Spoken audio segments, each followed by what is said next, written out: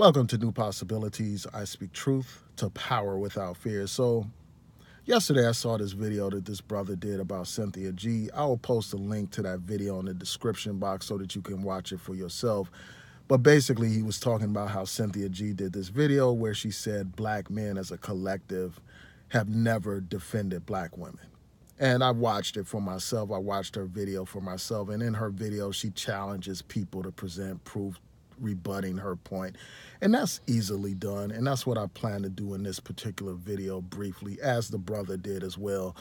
But before I get into that, I just want to lay the groundwork. I mean, this woman is a clown. This woman is a joke.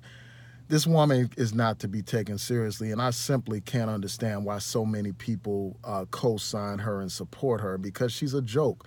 I mean, here you have a woman who's constantly talking about evil albinoids this, cockadevils that, the white man is the devil and blah, blah, blah. But here this same woman is in photographs hugged up with these quote-unquote cockadevils, hugged up with these quote-unquote evil albinoids, as she calls them. So it's hard to take her as serious. It's hard to take her as a serious person. Here is a woman who constantly badgers and attacks black men, but yet it is black men that basically helped launch her YouTube career. It is black men that helped bring her subscribers and views. Black men like a Boyce Watkins. Black men like Phil from The Advised. So black men like Tariq Nasheed. All these people help prop this woman up and get her views and subs. But yet she never misses an opportunity to bash black men for this and for that. So that's another thing. And then you have this woman constantly doing all these videos, condemning interracial relationships, when this woman is on camera basically suggesting that she tricks with white men or has tricked with white men, basically saying that she's not around white men unless some money's involved. She's not with a white man unless some money's involved. We all understand the common sense implications of such statements.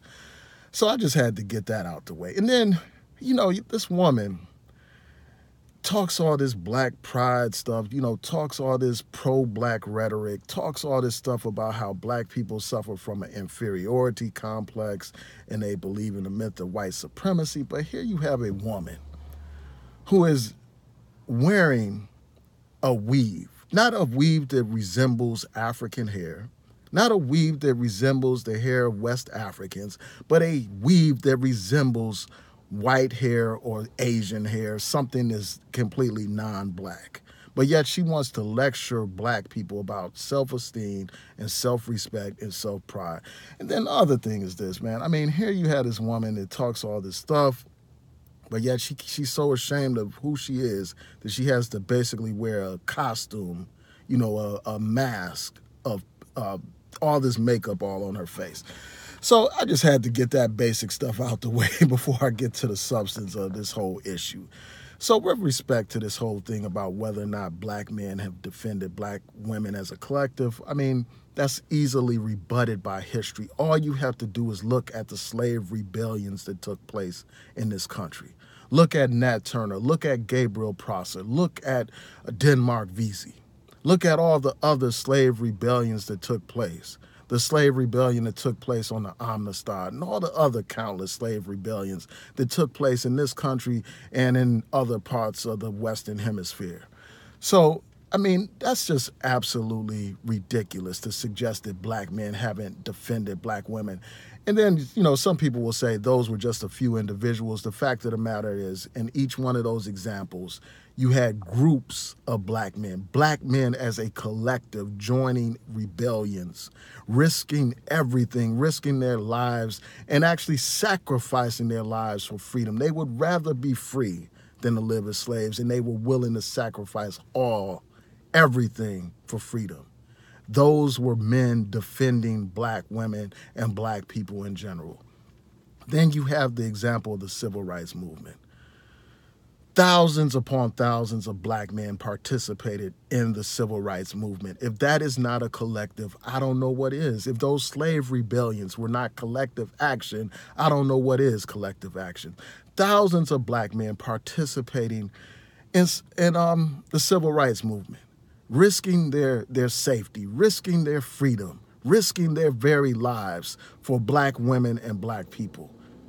We've seen countless images of black men being beaten by police, with batons, having dogs rip their flesh, having fire hoses blow them down the streets. We have seen examples of black men being killed by the Klan, lynched by the Klan, simply for fighting for civil rights and defending black people. We have the example of the Deacons for Self-Defense, the Deacons for Defense, a group of black men that took up arms to defend black women and the black community in general.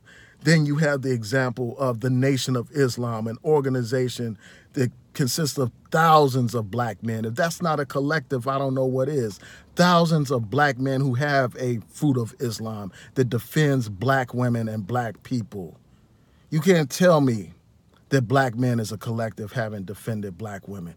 And when you look at the example of the Black Panther Party, a group of black men that weren't just talking about defending the black community, a group of black men that took up arms to defend the black community, engaged in shootouts with the police, sacrificed their lives for the people, went to jail for the people, were killed for the people, died for the people. They understood what Brother Malcolm talked about when he said the price of freedom is death. Then you look at the example of the brother Malcolm X, a brother killed because he stood up for freedom. The example of a Martin Luther King, an example of a brother Medgar Evers, defending black people and black women as well. But yet you have this woman, this clown, get on YouTube and say that black men as a collective have never defended black women. It's preposterous. I mean, this woman realizes that there's more money in this so-called gender war than there is in speaking out against injustice. So she constantly feeds this gender war that is nonsense. You can't fight against white supremacy as long as you're engaged in some ridiculous, meaningless, counterproductive gender war. And that's what happens too often here on YouTube.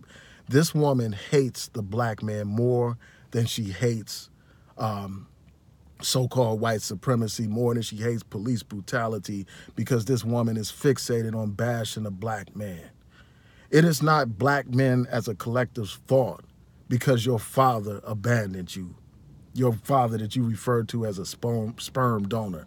It's not our fault that he abandoned you. And you should learn not to project your hatred towards your father on all black men. And, the last thing I'll say is this, man. You have so many of these women that talk about the need for patriarchy, the need for a strong black man and this and that. But these same women do not respect black men. These same women do not submit to any kind of black male patriarchy. These are the same women that want to basically dominate men and talk over men and, have the dominant voices and all that kind of stuff. Man, they don't really believe in patriarchy. They don't recognize black male authority while, she's pretending like she's so against feminism and this and that when her actions speak far louder than her words. And the very last thing that I'll say before I close out is this, man. What's up with those brothers that are on these panels with Cynthia G, man? These brothers who sit back and just listen to her BS, man. These brothers that don't have the heart or the courage or the balls to check her on her nonsense. I mean, you got these two beta male black men on her panel that don't have the heart to check her with facts, don't have the wherewithal to do so. Instead, they sit back and co-sign that nonsense. And they're a disgrace, man. I mean, they don't realize that she does not have respect for them either. But yet they just sit there and co-sign her stuff without checking her, without, rebutting anything she has to say about black men. What's wrong with these brothers? But anyway, that's my 2 cents. Tell me what y'all think. Please rate, comment, and subscribe. I know I said it was my last thing. But before I close out, I'm going to say this, man. I challenged Cynthia G to a debate, and I challenged this other guy to a debate, man. It's like, what's up with these people, man? Are they shook or what? I mean, it reminds me of that song, Shook Ones. Scared to death, scared to look. Son, they shook, man. But I'll debate her anytime, O'Shea, hook it up, man. Get it popping, man. We could debate these gender issues. We could debate this, politics issues. You know, like here we are at the time with these midterm elections coming up, and you got people like this Cynthia G basically downplaying the significance of the vote. And these same people want to whine and cry about Donald Trump this, Donald Trump that, white supremacy this and that, but these people don't want to do whatever is necessary within the political establishment to try to make any kind of difference at all. But anyway, I'm out. Tell me what y'all think. Please rate, comment, and subscribe. Peace.